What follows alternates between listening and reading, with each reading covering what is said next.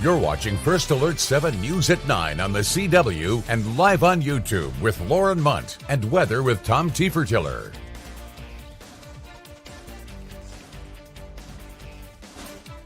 Thanks for joining us for First Alert 7 News on the CW, and thanks to those of you joining us live on our YouTube. I'm Lauren Munt, and we're starting tonight with a developing story out of Odessa. The city announced this evening that the Parks and Recreation Director, Max Reyes, has been placed on administrative leave. The city's Deputy Director of Communications said in a news release that the only case the city has with Reyes, he was sent to the DA's office for judicial review. When updates are provided on the case and other disgruntled city employees, we will keep you notified on our website, Facebook, and on the First Alert News app. Turning now to a health advisory, Midland is monitoring Mpox cases in West Texas, that's formerly known as monkeypox. They want to warn everyone to watch out for symptoms. And according to the City of Midland Health Services, there's an increase in cases in our area. Health Services says that Mpox symptoms typically start within 21 days of being exposed to the virus. And they may seem like flu symptoms at first, but as time goes on, rashes will develop and people should go to a healthcare provider. A person with Mpox can spread it to others from the time symptoms start until the rash has fully healed and a fresh layer of skin has formed. Midland's full advisory can be found up on our website. Again, that's firstalert7.com. Mental health challenges often peak around the holidays for adults trying to make ends meet and students that are facing mid-year academic pressures. Today, educators, counselors, and mental health advocates got together to share ideas on how to help and get people through those challenges. They can get professional development and new resources to support students and their families. Key topics at the event included emotional intelligence, focusing on self-awareness, social skills, and relationship building, as well as leveling up, a concept shared by keynote speaker Jonathan Gaffney. Those all play a part in what they do as counselors, and I wanted to give them a perspective that was personal, for them to look at themselves to then be able to pour into others, creating a synergy and a spirit of harmony in a room for complete strangers to come together and share lived experiences to learn from each other. So either it being in a big conference or a small room, when you are able to share your lived experiences and it encourages or empowers or gives someone else hope, that's it for me. The conference also highlighted the importance of supporting mental health for all ages. And the West Texas chapter of the Alzheimer's Association is working to provide information about the disease through Lunch and Learns. Today, a doctor from El Paso visited Manor Park in Midland to talk about some of the new FDA-approved treatment options for people with Alzheimer's. That includes the drugs Arcyte, Razidine, and Exelon. Alzheimer's affects really all facets of life once that journey begins. And so again, the more that we're able to raise awareness for the resources and the treatment options that are available now, the more that we're going to be able to move that era of treatment even further down the road. And obviously, we're going for that very first survivor. According to the Alzheimer's Association, over 12% of the population in the Permian Basin over the age of 65 is living with Alzheimer's or dementia. And yesterday, we told you about a training on intellectual and developmental disabilities happening at the Midland County Horseshoe. Today, we went to that training to give you an example of what it was like. Today's session was an in-depth discussion on the symptoms certain disabilities have, including health problems and communication problems.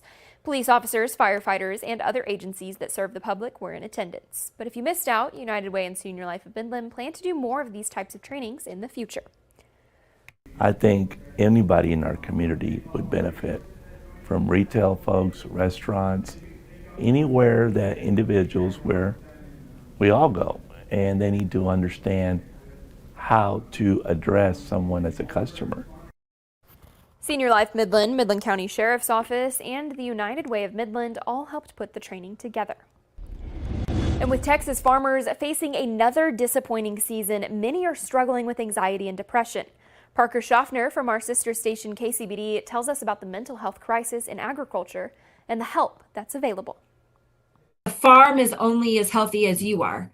Tiffany Lashmet knows that firsthand. She grew up in a rural community, and now she's an agricultural law specialist for the Texas A&M AgriLife Extension Service. Tackling mental health issues is a passion of hers. I have watched family members and loved ones deal with those issues. And so it's something that's been important to me, and that's how I got involved in this kind of work. Farming and ranching are physically and emotionally demanding jobs. Studies show that suicide rates are 2 to 5 times higher than the national average. They face numerous challenges, many out of their control, including market volatility, extreme weather, and disasters like the Panhandle wildfires. On the one hand, you're recovering from something that just occurred, but on the other hand, you're thinking about, well, the water and perhaps drought in the upcoming years. Unfortunately, there are several barriers to getting help. Michaela Smith, a health specialist, says there is a lack of access in rural areas. Almost every county in our viewing area is facing a primary care and mental health provider shortage. It is an issue that we're seeing across the board. It's not just unique for those working in agriculture. It's a huge problem. With small towns comes a lack of anonymity. Lashmet believes many farmers and ranchers fear getting noticed and judged. That's just the culture that we're ingrained in, we're raised in, right? I mean, you rub some dirt on it and you keep going because that's what we have to do. There is also a lack of education about mental health. However, Lashmet and Smith believe there has been some improvement. They say a lot of producer meetings are now talking about the topic, something non-existent 10 years ago. It's just become an issue that we can no longer ignore. We're starting to see that this is really important. We're starting to see it's something we need to talk about. This stigma is something we've got to help people get over. Smith says recovery is possible and we can take on this crisis together as a community. It's so important that we all talk about this. Sharing your experiences is going to allow other people to speak up. So even if you think it's awkward or strange to talk about it, you could be saving somebody's life. Parker Schaffner, KCBD News Channel 11. There are resources available to those who are struggling, including the AgriStress Helpline and the National 988 Lifeline. It's available to everyone 24 hours a day, 7 days a week. We're going to take a pause now and talk your weather forecast with Chief Meteorologist Tom Teefer-Teller. Tom, what can we look forward to this weekend? Well, it was a warm and blustery day across the area as we did see peak winds top out around 30 miles an hour or so across the Permian Basin.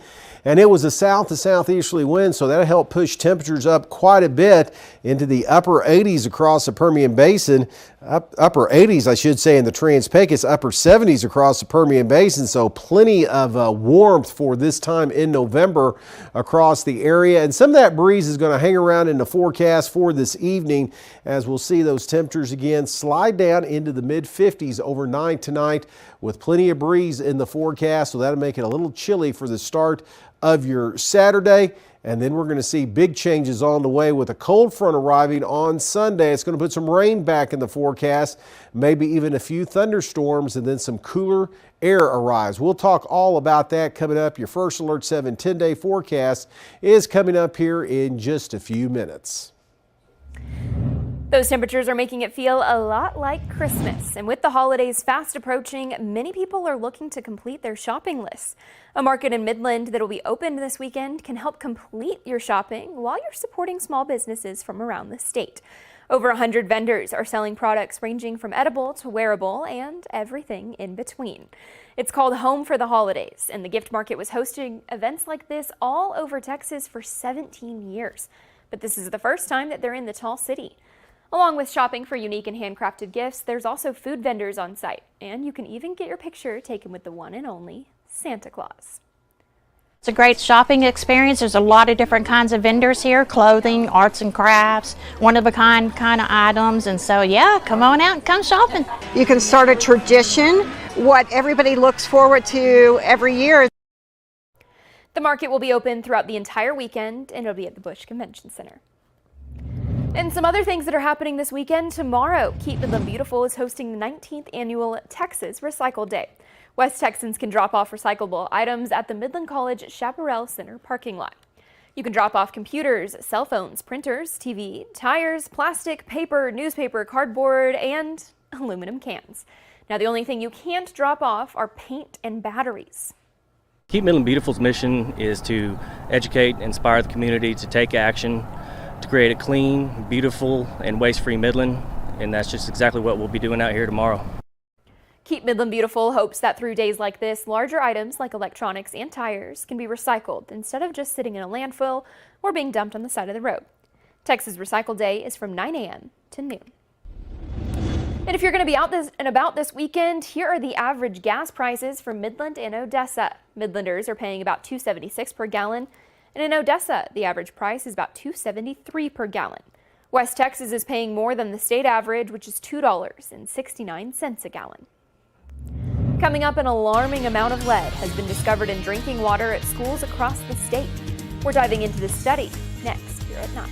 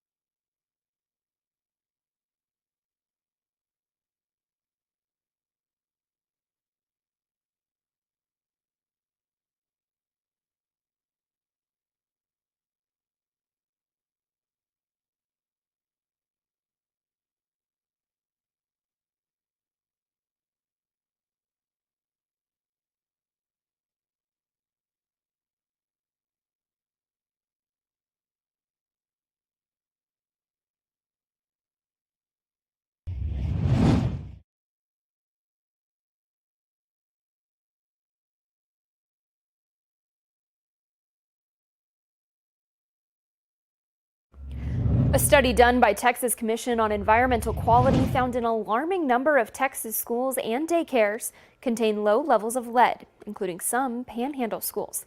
Madison Fisher from our sister station KFDA spoke with city officials to find out how new federal laws might reduce this problem.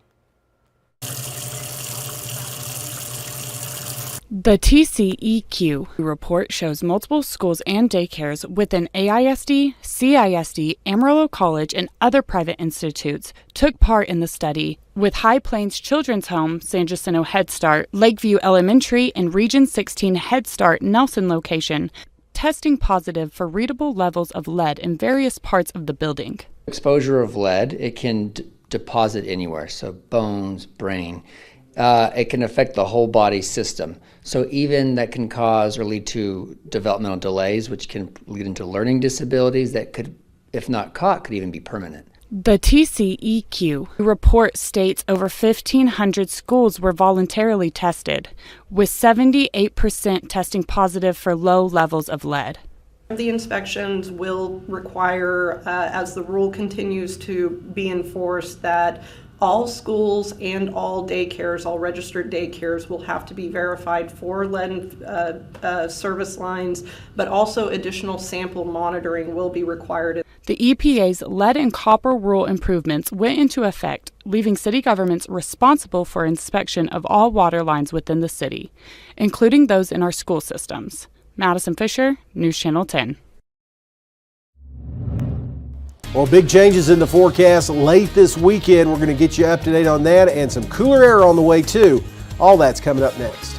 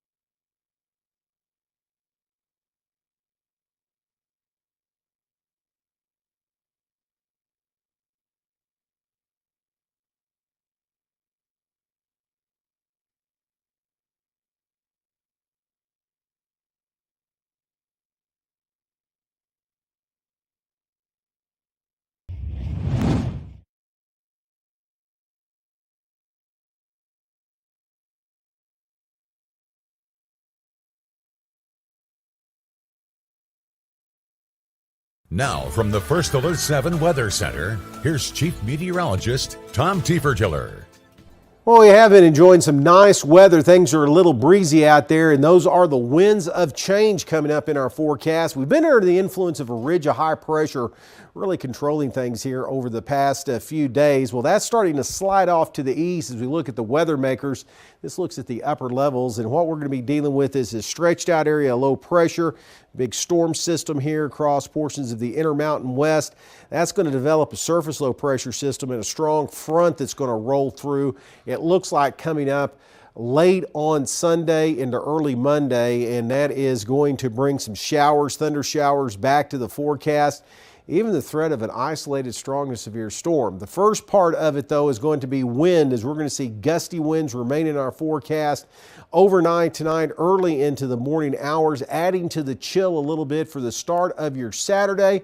And then by the afternoon hours, we're going to see a little bit of breeze in our forecast, especially here across the Trans-Pecos. It gets going pretty good.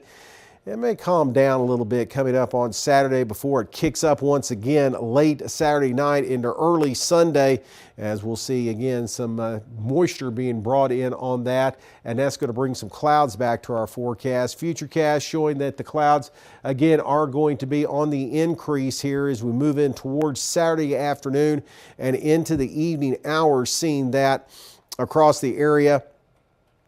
Should see some clouds across the lower Trans-Pecos, southeast Permian Basin first off, and then we'll be looking at more clouds developing, should be covered up by Sunday morning. And then here come the showers after about 12 noon or so, starting to develop, and then we'll see those thunderstorms with that front start to roll in late in the day coming up on Sunday. And the threat is there for an isolated strong to severe thunderstorm. Best bet's going to be eastern Permian Basin, lower Trans-Pecos late on Sunday. So for tonight, we're going to be looking at temperatures a little on the chilly side, a little blustery too. Temperatures into the lower 50s. And then tomorrow, those same south to southeast winds that'll be gusty will bring in some clouds early on, but also looking at warmer temperatures in our forecast. It looks like more 80s across the area, and then we see the big changes coming up on Sunday with cooler temperatures, and then plenty of wind, some blowing dust in the forecast on Monday, and again temperatures dropping all the way down into the lower 30s by Thursday morning. If you're looking for something to do tomorrow, we've got you covered. Stay with us as we talk about the Buchan Cave Pole Dash.